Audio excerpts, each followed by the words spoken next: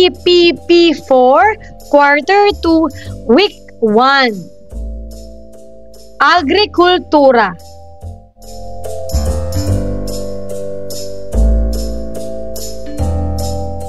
Matatag curriculum. Bansang makabata, batang makabansa. With me, Teacher KMT.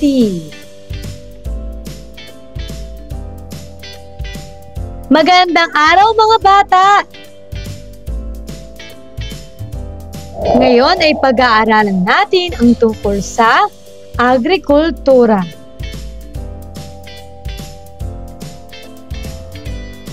Narito ang mga kasanayan at layunin. Una, natatalakay ang kahulugan ng agrikultura at mga sangay nito sa paghahalaman. Pangalawa, natatalakay ang mga pamamaraan ng pagtatanim ng halaman. Pangatlo, nakikilala ang iba't ibang alternatibong paraan ng paghahalaman. At pang-apat, natatalakay ang mga kahalagahan at kabutihang dulot ng paghahalaman sa tao, hayop at kalikasan o kapaligiran.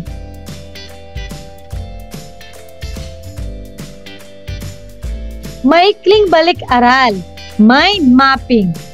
Humanap ng kapareha at magbigay ng mga salita na maaaring ikabit sa agrikultura.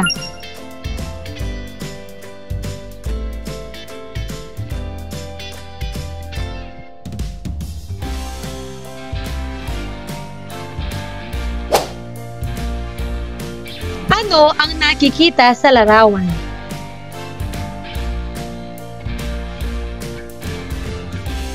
Naranasan mo na bang magtanim ng halaman?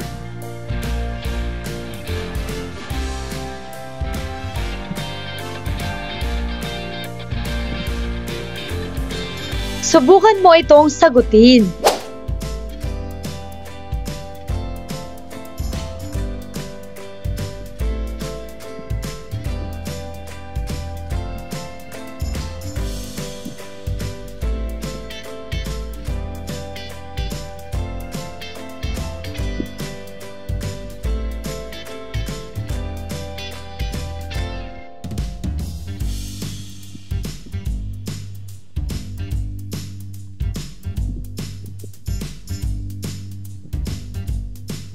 Sagutin na natin.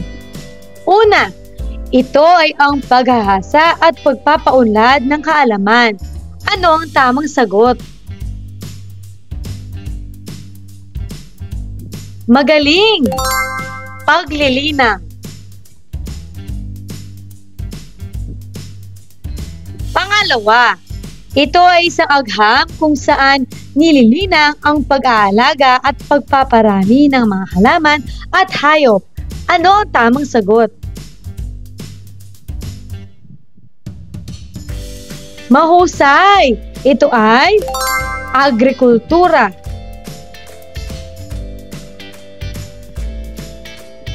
Pangatlo, ito ay ang prosesong biolohikal kung saan nalalalang o nililikha ang bagong individual ng organism. Ano ang tamang sagot?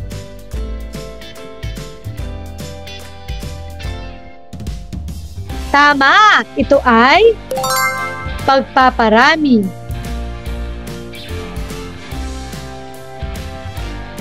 Pang-apat, ito ay ang pag-aaral ng lupa kaugnay ng kung paano nito naapektuhan ang paglaki ng mga halaman.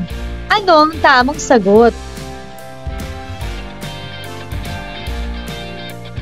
Mahusay!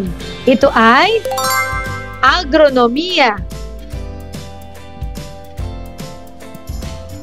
At pang-lima, ito ay isang imbensyon sa paglalapat ng kasangkapan, kagamitan, makina at proseso upang mapadali ang pang-araw-araw na gawain ng tao. Ano ang tamang sagot? Mahusay! Ang tamang sagot ay teknolohiya.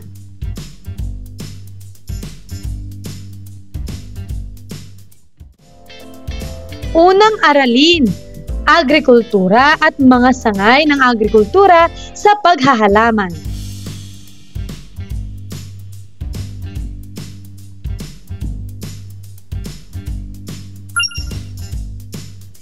Para sa unang tanong, ano-ano ang mga saklaw ng agrikultura base sa larawan?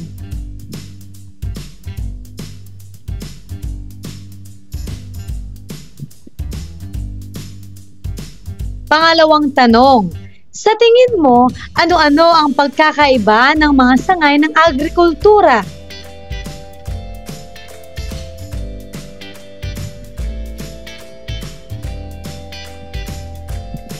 Ang agrikultura ay isang agham kung saan nililinang ang pag-aalaga at pagpaparami ng mga halaman at hayop. Ito ay ginagawa upang makalikha ng pagkain, damit at iba pang produkto na makatutulong para masustentuhan ang pamumuhay.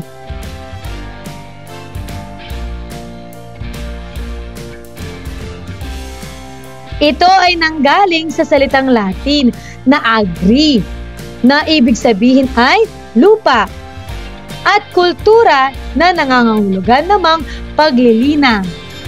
Sa makatuwid, ang agrikultura ay nangangahulugan paglilinang ng lupa. Ang mga magsasaka ang isa sa may malaking ginagampanan sa gawaing ito.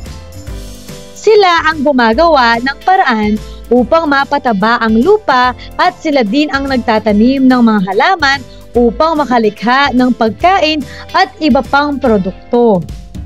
Ang agrikultura ay maiuugnay din sa pag-aalaga ng mga hayop.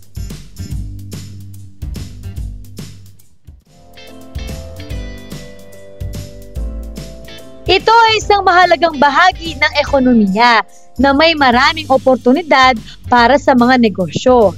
Hindi lamang pagtatanim kung hindi maging pagbuo rin ng mga bagong teknolohiya at proseso upang mapabuti ang pagiging produktibo at kahusayan. Ang agrikultura ay isang agham, sining at proseso sa pagproproduce ng pagkain at mga hilaw na produkto, pagtatanim at pag-aalaga ng mga hayop na tumutugon sa mga pangangailangan ng tao.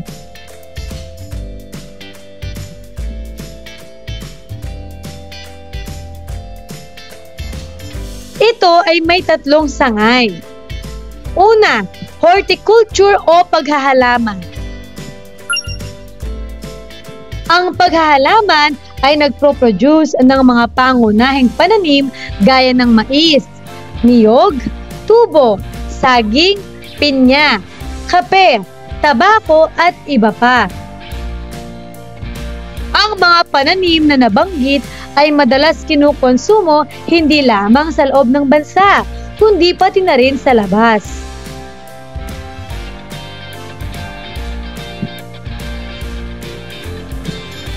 Pangalawa, agronomya o palalinangang halaman.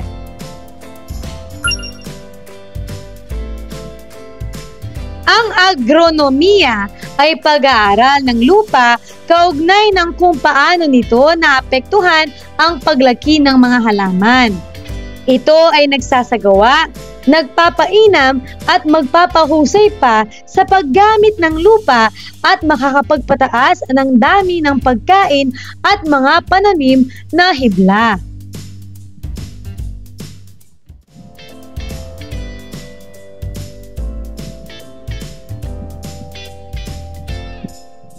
Pangatlo, forestry o paggugubat.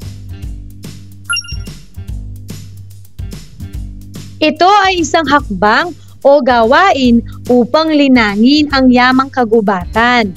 Mahalaga ito sa mga negosyong may kinalaman sa kahoy. Ilan sa mga produkto na nagmumula sa paggugubat ay ang mga plywood at veneer. Ngayon ay dumako naman tayo sa pinatnubayang pagsasanay. Paano to?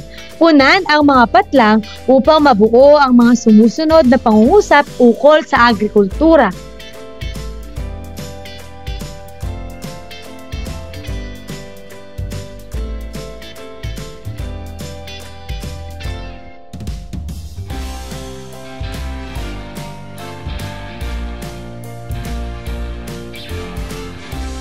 Ngayon ay sagutin na natin.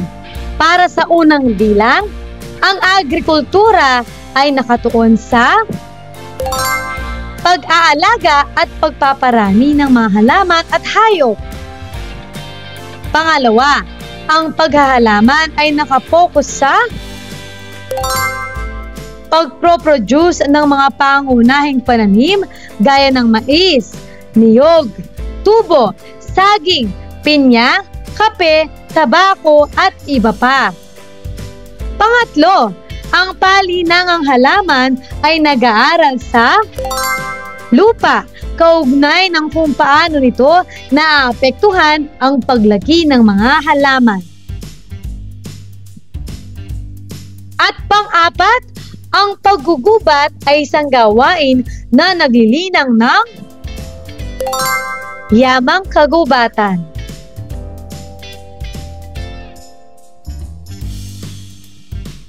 Pangalawang aralin, pamamaraan ng pagtatanim ng halaman.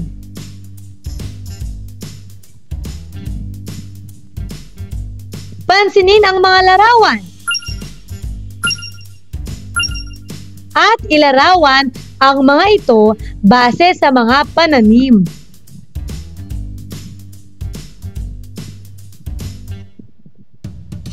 Maaari mo bang sagutin ano ang napansin mo sa tatlong larawan na ipinakita?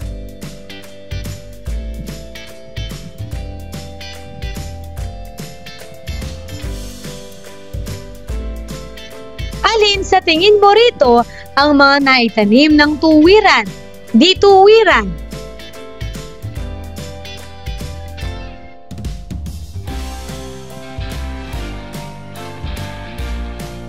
Para sa unang bilang, tuwirang pagtatanim. Isang paraan ng pagtatanim na ang ginagawa ay ihulog agad ang buto o binhi kung saang bahagi ng taniman ito nais patubuin.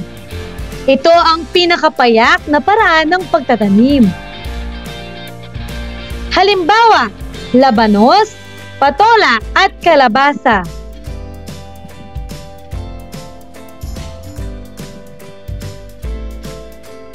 Pangalawa, paglilipat o dituwirang pagtatanim.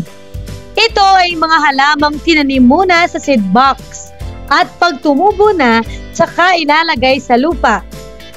Ito ay maaaring gawin kung nais makatipid sa panahon at maging tuloy-tuloy ang paghahalaman.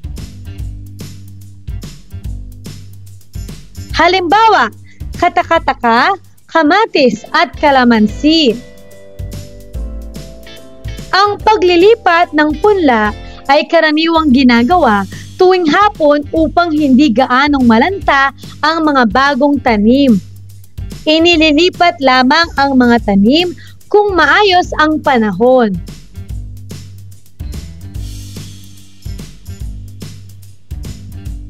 Natural na pagtatanim. Una, ang intercropping ay isang mahalagang teknik ng pagtatanim na tinatawag ding multiple cropping. Layunin nito ang makapag-impok ng mas maraming ani sa loob lamang ng isang kapirasong lupa sa paraan ng pagtatanim ng isa o mas marami pang uri ng pananim. Ang katumbas ng intercropping sa Tagalog ay kultibasyon ng dalawang pananim sa iisang taniman.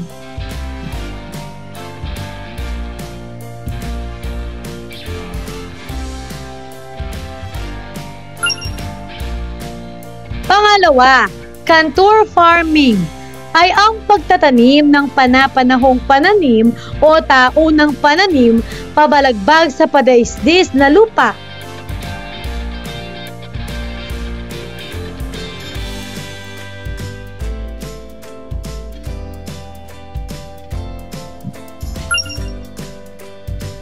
Pangatlo, multiple farming ay pamamaraan ng pagtatanim na gumagamit ng dalawa o mahigit pang halaman sa iisang lugar ng lupa sa loob ng isang taon sa halip na iisa lamang.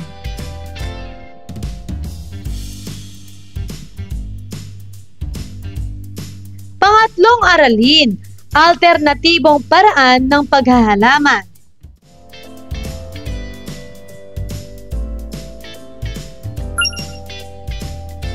Para sa unang bilang, isa sa mga pinakasikat na uri ng pagtatanim noong panahon ng pandemya ang urban gardening.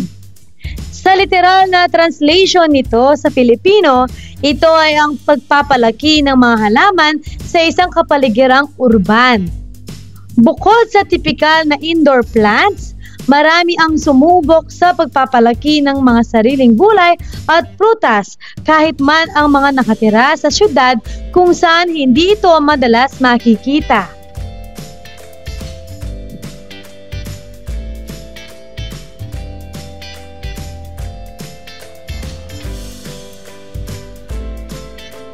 Pangalawa, containerized gardening.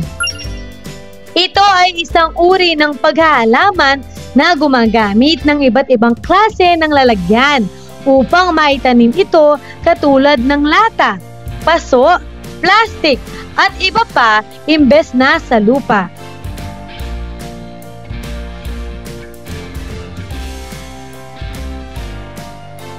Pangatlo, ang vertical gardening. Ang vertical gardening ay ang klase ng urban gardening na akma para sa taong nais magpalaki ng halaman upang gawing palamuti sa kanilang mga dingding o bubong. Ang layunin nito ay pagpapaganda ng lugar kung saan tutubo ang mga halaman.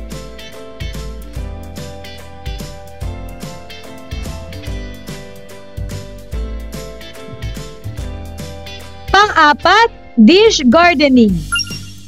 Ito ay isang indoor plant na binubuo ng iba't ibang halaman na may ugat. Itinanim at inayos ang landscape sa mababaw na paso o dish. Ito ay tinatawag din na miniature garden, isang malaking lugar na pinaliit tulad ng isla.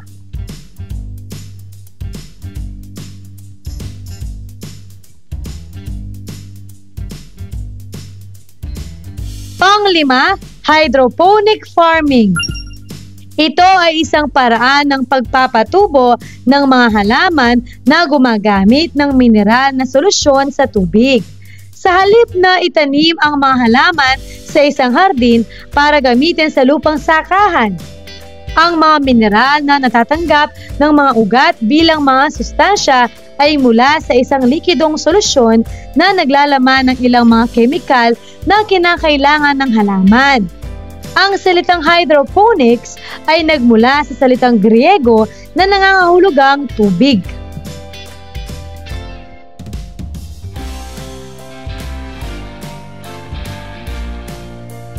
Pang-anim, ang aquaponics.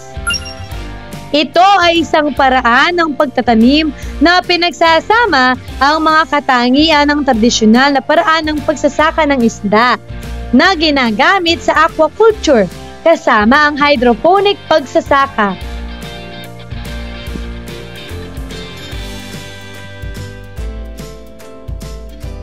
Pang-pito, aeroponics. Ito ay isang sistema na naglalagay sa trabaho ng hangin upang makapagpatubo ng mga pananim. Ito ay tungkol sa lumalagong mga halaman kung saan ang mga ugat ay nasuspinde sa hangin. Nakukuha ng mga halaman ang mga nutrisyon sa isang solusyon na nakabatay sa tubig na naihatid sa mga ugat ng isang pinong ulap o hamog.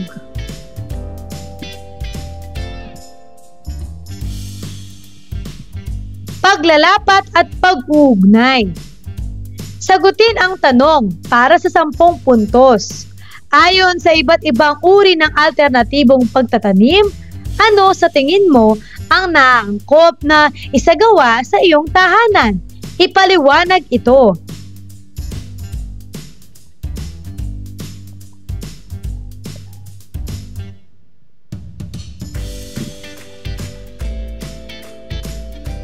Ika-4 na aralin, kahalagahan ng paghahalaman.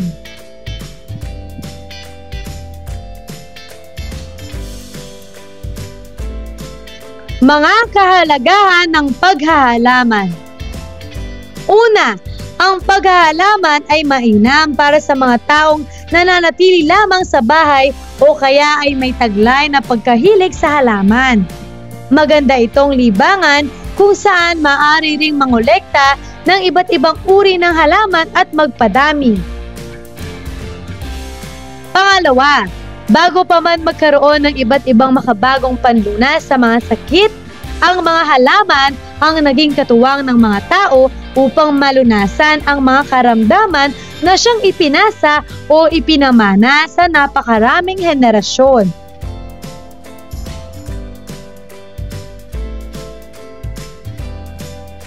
Pangatlo, ang pag-aalaga ng halaman ay maaari ring pagkakitaan.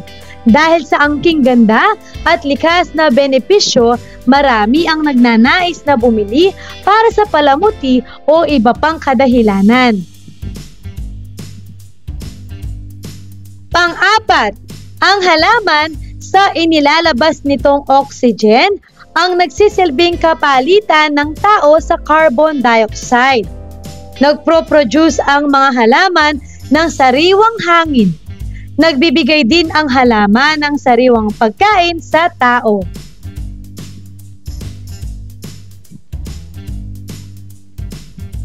Panglima, kumakapit ang ugat ng halaman sa lupang taniman kaya nakakaiwas sa landslide o pagguho ng lupa.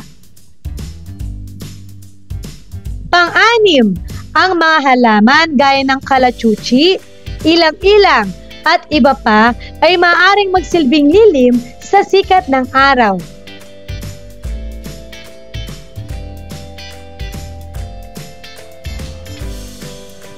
Pang-pito, ang mga halaman ay nagpapaganda ng kapaligiran dahil sa makukulay nitong bulaklak at dahon.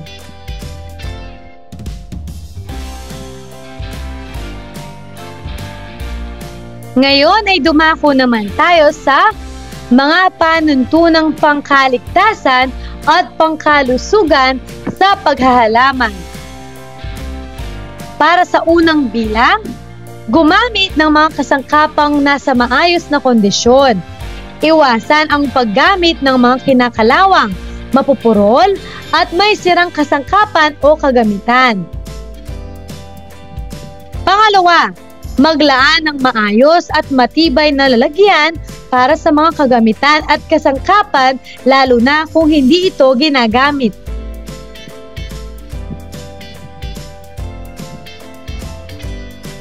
Pangatlo, gamitin ng buong ingat ang mga kagamitan at kasangkapang may talim. Tiyaking walang tao sa iyong likuran o malapit na maaaring matamaan ng di sinasadya.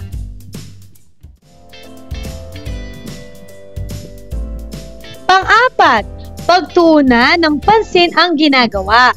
Iwasan ang pakikipag-usap o pakikipagtalo habang gumagawa.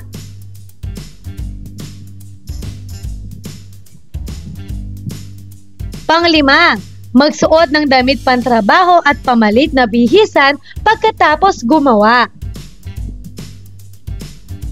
Pang-anim, linisin at itago sa isang ligtas na lugar ang mga kagamitan at kasangkapan.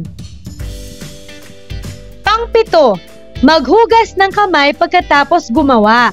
Linisin din ang ilang bahagi ng katawan na narumihan habang gumagawa.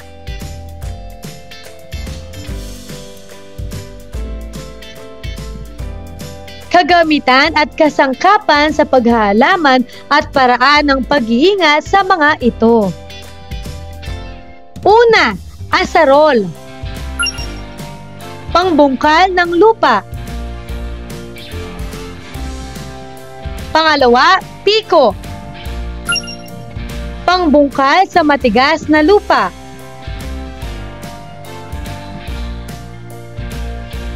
Pangatlo, kalaykay.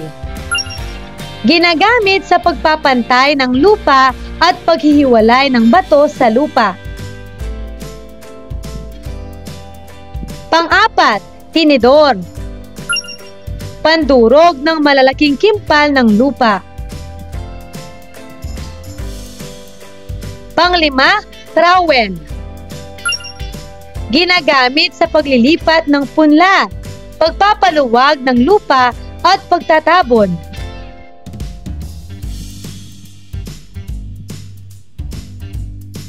Pang-anim, itak. Pamutol sa mga sanga at puno ng malalaking halaman. Pang-pito, bareta. Ginagamit sa paghuhukay ng malalaking bato at tuod ng kahoy.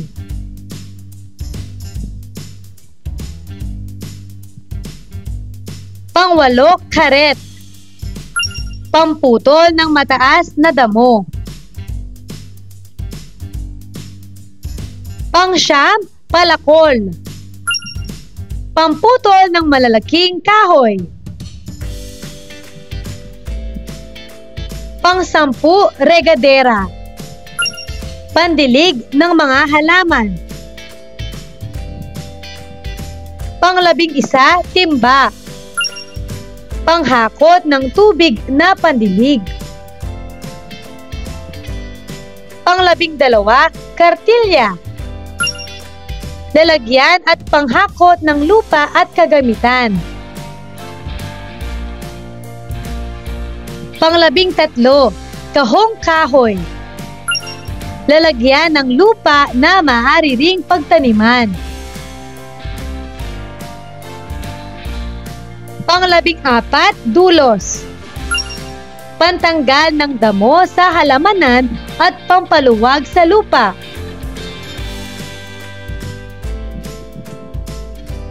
Ang mga salik na dapat isaalang-alang sa paghahalaman ay tamang taniman, kagamitang panghardin, pandilig na tubig, pataba at sikat ng araw. Paglalapat at pag-uugnay. Gagabayan ka ng iyong guro para sa gawaing ito.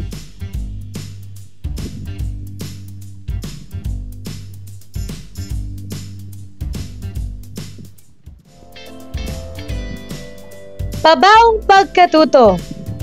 Para sa unang bilang, ano-ano ang kahalagahan ng kaalaman sa iba't ibang uri ng pamamaraan ng pagtatanim?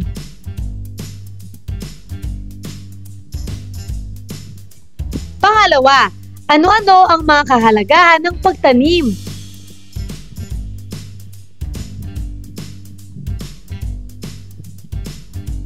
Maikling sanaysay. Gagabayin ka ng iyong guro para sa gawaing ito.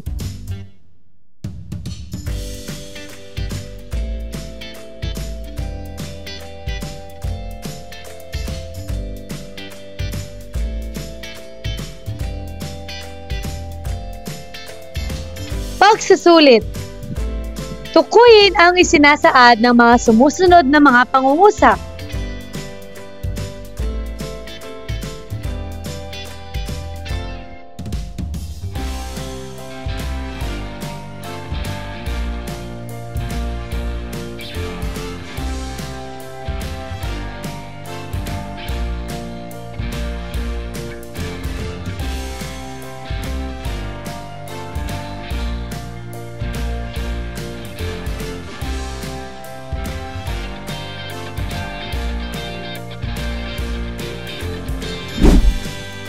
Ngayon ay sagutin na natin.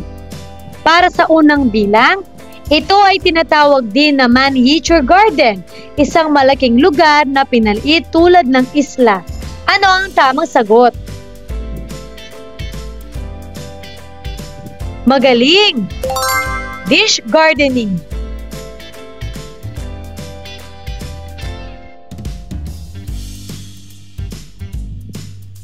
Pangalawa, ito ay isang uri ng paghahalaman na gumagamit ng iba't ibang klase ng lalagyan upang maitanim ito katulad ng lata, paso, plastic at iba pa imbes na sa lupa. Ano ang tamang sagot? Magaling! Ito ay containerized gardening.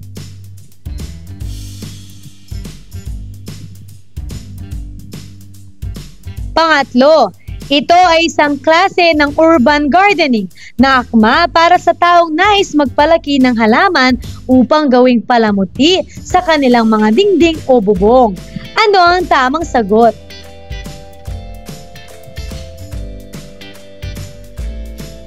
Mahusay! Ito ay vertical gardening.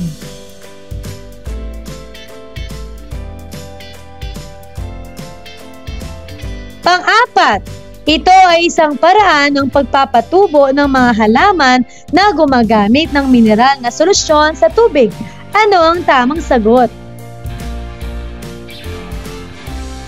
Napakagaling! Ito ay hydroponic farming.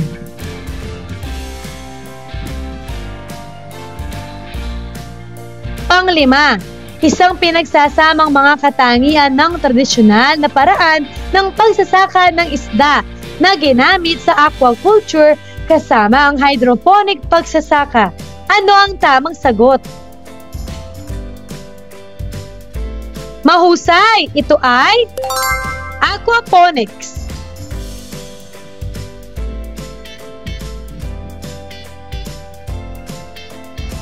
Mahusay mga bata!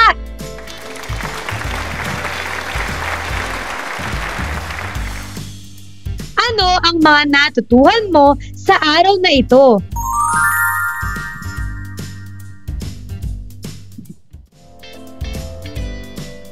Ngayong araw na ito, natutuhan ko ang tungkol sa agrikultura.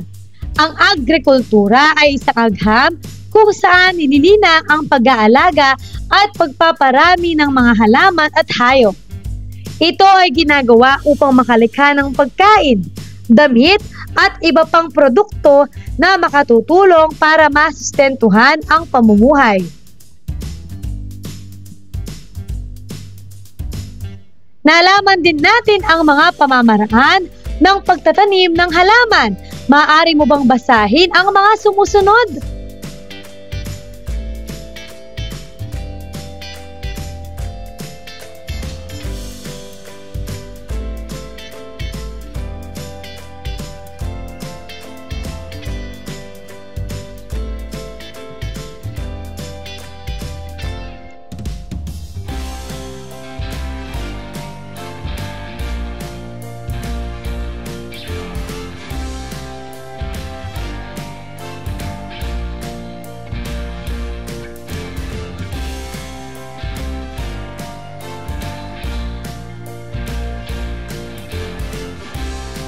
Natutuhan din natin ang alternatibong paraan ng paghahalaman. Una, urban gardening. Pangalawa, containerized gardening. Pangatlo, vertical gardening.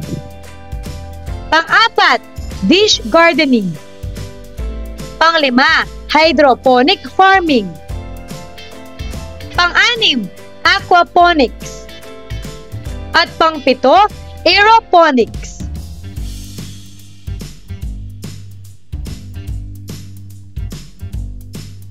Nalaman din natin ang mga kahalagahan ng paghahalaman. Maaari mo bang basahin ang mga sumusunod?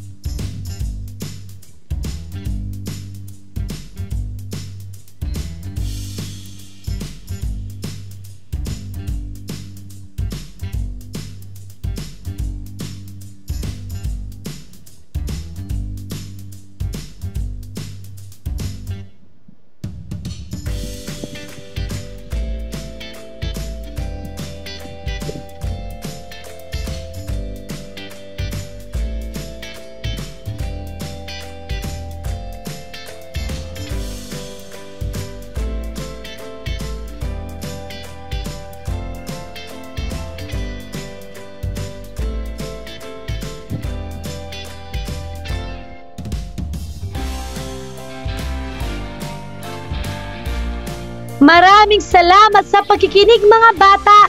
Sana'y may natutuhan kayo.